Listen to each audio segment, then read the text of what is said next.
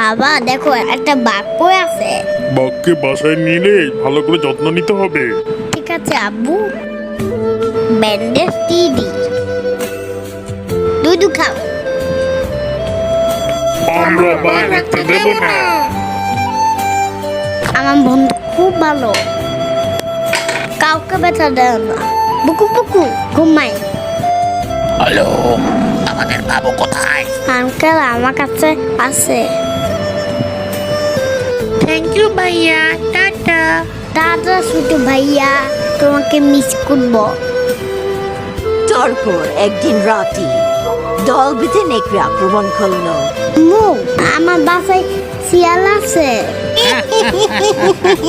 তাড়াতাড়ি চলো। এই, ভাগ, ভাগ, ভাগ।